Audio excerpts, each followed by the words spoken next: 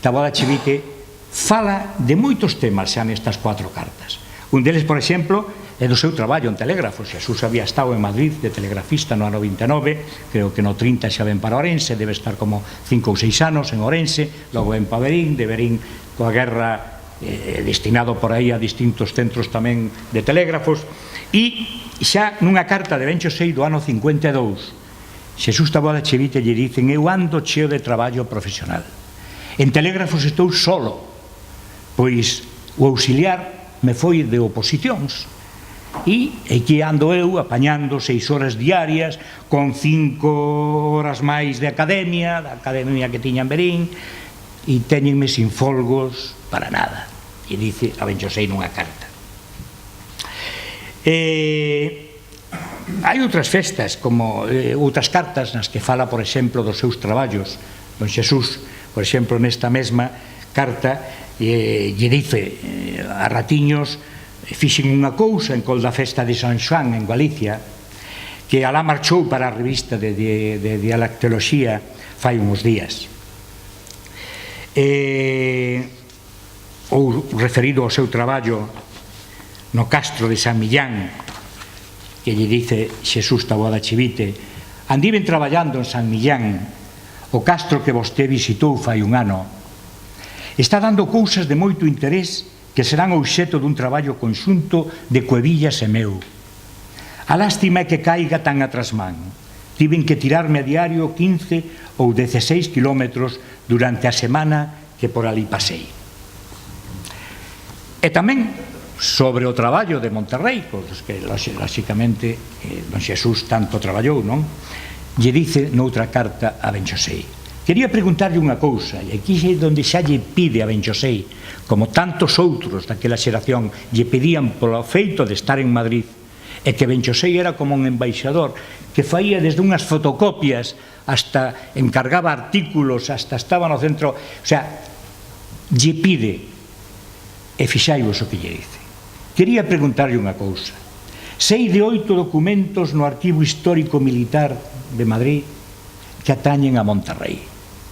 Especialmente de 2 teño interés e dirixinme ali a calle Mártires de Alcalá, número 9, e non teñen copistas, según me di o director, mais autorízanme a copialos.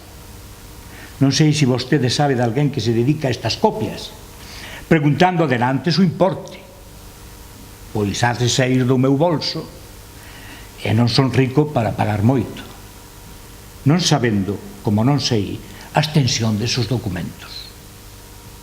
O título deles é Relación de las plazas del Reino de Galicia que sirven de frontera con Portugal, etcétera, etcétera, etcétera, descripción de las plazas y puntos fortificados del Reino de Galicia, de sus costas y fronteras. Si soupese de alguén que se dedica a estas transcripcións e me dixese o precio, moito yo agradecería. Ben Xosei contestoulle, porque na seguinte carta don Xesús lle dice: moitas gracias polo envío da nota en Coldo Castelo de Monterrey. Ten moita gracia o informe do que eu xa tiña referenzas por don César Bamón de Lores, que me falara fai anos destos. Sinto que lle dou máis, pode creerme que o meu propósito era que vostede me buscase, que non fixera, e non que me manda as copias el. O sea, que foi ben Xosei a facerlle as copias a Xesús Taboada Chivite, o Arquivo Histórico Militar. E non que usted me buscase que non fixera, sobre todo se había que copiar bastante. Menos mal que esta noticia non é longa, mas se a outra é máis longa, prégolle que pague a quen a copie. A verdade é que isto se pode encontrar en todos os homes daqueles anos, da xeración Nós e dos devanceiros da xeración Nós. Eu mesmo daquela estaba, por exemplo, non nos anos 50, sino nos anos 70, traballando na recuperación dun poeta do Rexurdimento da época de Curros e Rosalía, que se chamaba Manuel Martínez González, un dos epígonos do Renacemento, que foi un gran poeta galego, e estaba traballando na recuperación deste poeta para que Ricardo Carballo Calero, co que estaba en contacto, o pudese incluir na historia da literatura galega contemporánea. E me acordo que lle pedín unha carta tamén, como fixo Xesús Taboada Chivite con Benchosei, lle mandei unha carta a Paco del Riego, que estaba na Fundación Penzol, e lle pedín tamén uns papeles que nos mandara. Pois evidentemente esta altura, esta xenerosidade, ese poñerse a facer fotocopias, eso hoxe non o conseguimos ninguén para que che manden a casa ou que che fagan algo cando tú estás traballando neste tipo de historias.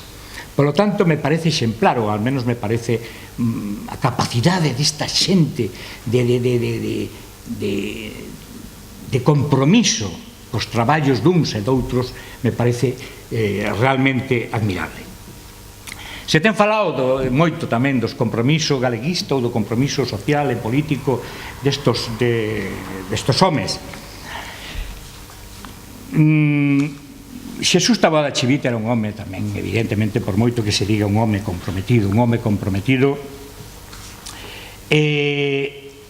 xa se ven en 4 simples cartas que eu teño aquí neste libro inédito de Benchosei, e sobre todo o optimismo que a veces manifesta sobre a recuperación e a identidade de Galicia, de como se vai recuperando. Dice: estou rematando un traballo sobre a descalificación de Galicia na literatura e no pobo, e o descoñecemento de nós era enciclopédico. O pobre cura de Fruime, refírese evidentemente a Basilio Álvarez, tivo que loitar con moita xente para defender a terra. Algo que, lóxicamente, nos sitúa ao lado da defensa de Basilio Álvarez a un home como Xesús Taboada Chivite. Ou, por exemplo, cando dice: chegoume de América, lle dice a Benchosei, o libro de Vilanova e outro tamén sobre curros de Carré, anúnciame Villar outro de versos e non sei que máis cousas, como digo no artigo feito para Lar, é un momento de exaltación galega este, mais ten para min algúns reparos, xa veremos. Bueno, hai outras cartas na que fai referencia a Benchosei, por exemplo, cando lle dice: recibín a súa, e coa súa carta recibín o título de correspondente da Sociedade Folclórica. Moitas gracias a vostede, que foi quen me levou a ela, a esa academia. Como vemos, bueno, pois outro dos grandes temas que se poden ver nestas cartas son tamén o tema da preocupación lingüística en todos eles, non? O tema da lingua. É verdad que Xesús Taboada foi un dos poucos galeguistas que na homenaxe que lle fixeron a Cuevillas, a editorial Galaxia, publicado na editorial esta no ano 57, con motivo do 70 aniversario do nacemento de Florentino López Cuevillas, escribe a súa colaboración en castelán. Das poucas múltiples colaboracións que esa publicación de homenaxe a Cuevillas no ano 57, e Xesús publica a súa colaboración en castelán. Se chamaba El culto a los árboles en Galicia, onde aparecen referencias a Verín, ademais, nese traballo. E lembro comentar con Benchosei pois a ledicia que lle produxo a Benchosei este traballo, e concretamente esa creencia que aparece neste artigo referente a ese árbol popular que había, que era un árbol chorón que había en Verín.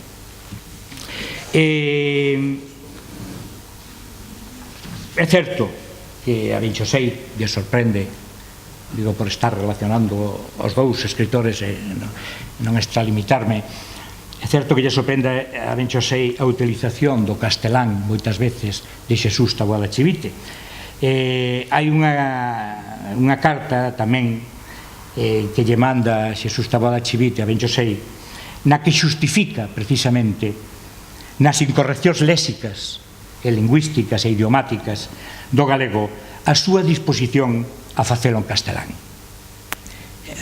Esa carta é unha destas que eu publico neste libro, é na que lle dice a Benchosei lle inquire por que non escribe vostede en galego, e Xesús Taboada lle dice: é certo, non precisamente a propósito da publicación en castelán da súa colaboración no homenaxe a Cuevillas, sino noutra colaboración en castelán tamén, que dos poucos que escribe en castelán, na revista Lar. Dice: é certo que debía escribir en galego na revista Lar, mais teño medo porque non teño seguranza nunha correición idiomática. Penso na anarquía expresiva e se non será dar armas aos enemigos para combatirnos, facendo bo aquelo do noble galego. Somos galegos e non nos entendemos. Figúraseme que debe ser a unificación da lingua unha das máis urxentes empresas. Evidentemente hai que ter en conta, e non lle falta razón, esta carta do ano 54, a lei de normalización lingüística non se dá hasta o ano 83, e ademais nela ten moito que ver despois o fillo o seu irmán, porque foi o primeiro secretario xeral de Política Lingüística o que pon en marcha esa lei. Por lo tanto, don Xesús dice, eu, antes de que aquí cada un fale como quere, como cada un escriba como quera, non hai unha lei que hasta o ano 83 o goberno non a pon a disposición de decir aquí quen ten que normativizar a lingua e a Real Academia Galega. Efectivamente, eso é así. Ben, con respecto, como decía antes, as voces que teñen a veces situado a don Xesús Taboada como un home de dubidosas conviccións, que as hai, eu as escoitei, inda que non as defendo, nese sentido de compromiso social da época, pois volvemos ao mesmo, falan por si solo as palabras que lle escribe el mesmo don Xesús a Benchosei para agradecerlle, por exemplo, o envío dun conto de Benchosei, e que transcribo da carta do ano 72, que precisamente é unha das cartas que tedes aquí, que Vicente me enviou, e que lamento moitísimo que esa carta non pudera entrar no libro que está no prelo agora de Benchosei, e que lle dice así, que debe estar aí: gracias polo velido conto que me enche de recordos. Penso nas traicións que eu recibín cando me expedientaron, de tantos amigos que temían falar comigo por medo a que deles desconfiaran, das dificultades dun alcalde notario, nada menos o conde de Allariz, íntimo do meu irmán maior e bastante